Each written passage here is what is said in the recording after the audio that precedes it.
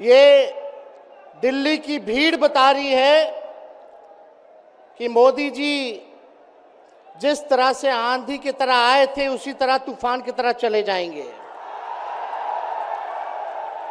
पहला रैली हम लोगों ने पटना में किया, दूसरा बॉम्बे में किया और तीसरा आज जो है दिल्ली में हो रहा है।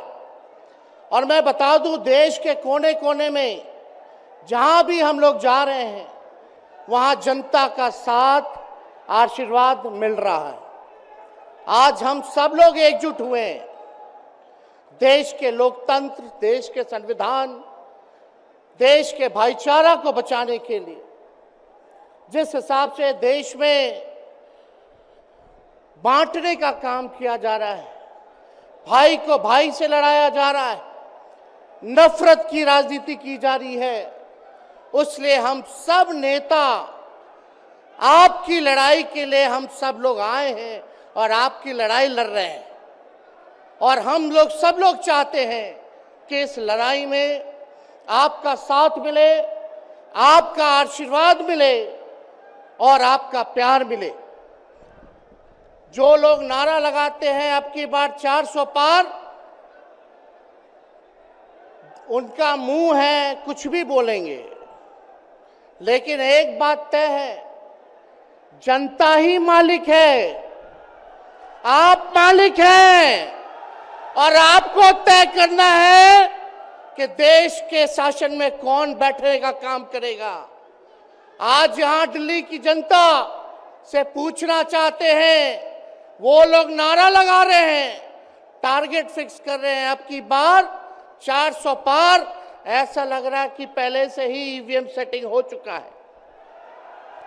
ये लोग फिर भी आप लोगों से पूछना चाहते हैं कि आप लोग, ये लोग जो नारा लगा रहे हैं, क्या वो सच होगा या वो सत्ता से बेदखल करिएगा?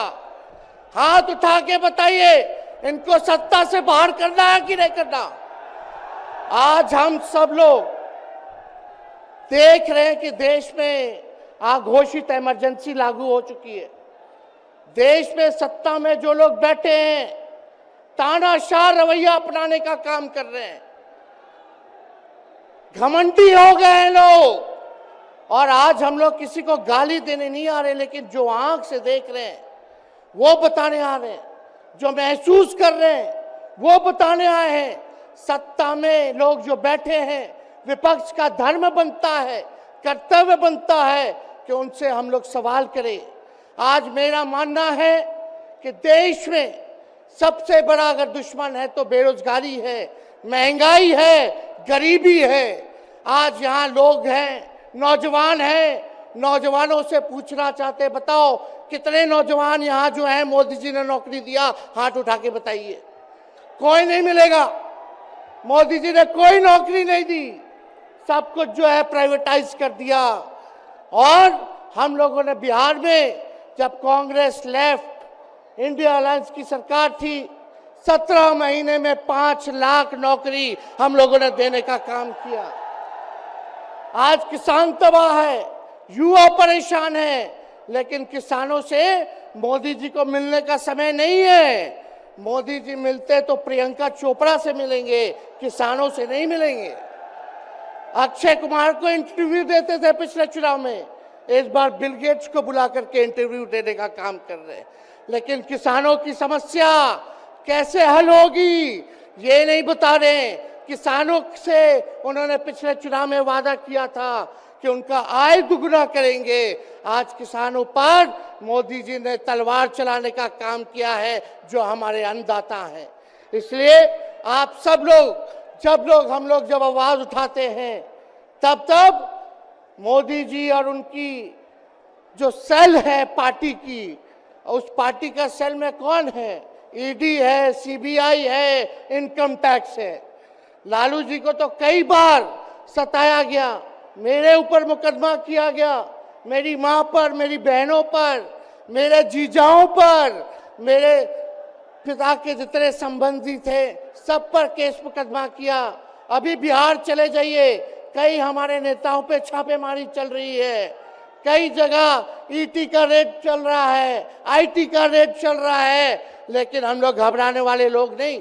आज देश में जिस हिसाब से हेमंत सोरेन जी को और अरविंद केजरीवाल को गिरफ्तार करने का काम इन बीजेपी के लोगों ने किया है, तो उनको हम बता दें कि इनके गीदड़ भपकी से हम लोग डरने वाले नहीं हैं।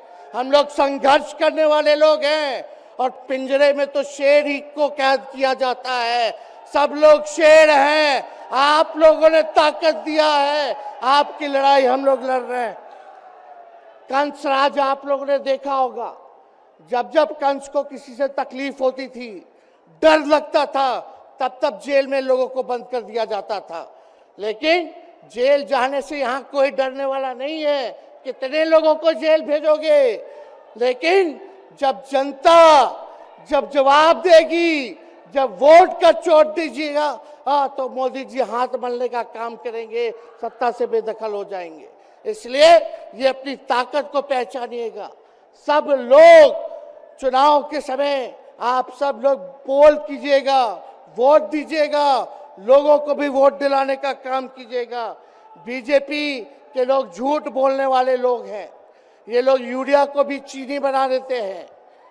ये लोग गोबर को भी हलवा दे करके परोस देते हैं। ये लोग आंख फोड़ करके चश्मा दे देंगे और फिर बोलेंगे देखो हमने चश्मा दिया। ये झूठी पार्टी है, इसलिए इन पे विश्वास मत कीजिएगा। मोदी जी कहते हैं कि उनका गारंटी मजबूत गारंटी है, गारंटी की बात करते हैं। हम बोलते हैं मोदी जी की गारंटी वैसे ही गारंटी है जैसे चाइनीज माल होता है।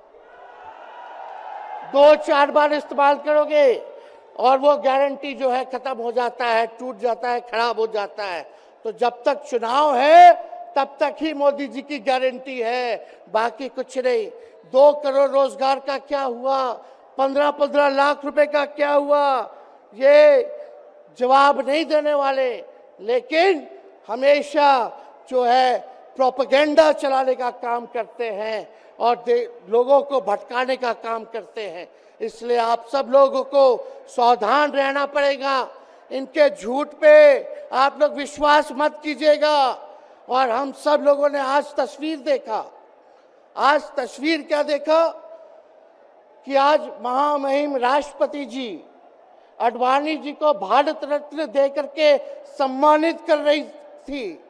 मोदी जी आडवाणी जी के बगल में बैठे हुए हैं, राष्ट्रपति खड़ा होकर के सम्मानित कर रहे हैं, लेकिन मोदी जी खड़ा भी नहीं हुए राष्ट्रपति के सम्मान में, खड़ा भी नहीं हुए। इससे पहले भी हम लोगों ने तस्वीर देखी कि राष्ट्रपति पीछे पीछे चल रही है, मोदी जी आगे आगे चल रहे हैं। ये हम आप सब लोगों को बताना चाहते हैं कि इनका संविधान पे कोई विश्वास नहीं है। ये लोग नागपुरिया कानून को लागू करना चाहते हैं, आरएसएस के एजेंडे को लागू करना चाहते हैं। इसलिए ज्यादा कुछ ना कहते हुए एक आंकड़ा हम जरूर बताना चाहेंगे। देश में इंटरनेशनल लेबर ऑर्गेनाइजेशन ने सर्वे किया है, उसमें आंकड़े हैं कि आज देश में बेरोजगारों में से 83% युवा हैं। पढ़े लिखे युवाओं में बेरोजगारी लगभग 65% है। ग्रामीण क्षेत्रों में सिर्फ 17.5% युवाओं के पास ही काम है। यानी भारत की आत्मा गांव में 82% युवा आज बेरोजगार हैं और मोदी जी इसके बारे में कोई काम नहीं किया। आप एक बार विश्वास कीजिएगा, अगर इंडिया सरकार की अलायंस की सरकार बनती है तो नौजवानों को हम लोग नौकरी देने का काम करेंगे, बेरोजगारी को दूर करेंगे। और जाते जाते बहुत सारे नेताओं को बोलना है, लेकिन एक अंत हम करेंगे एक गाने के साथ।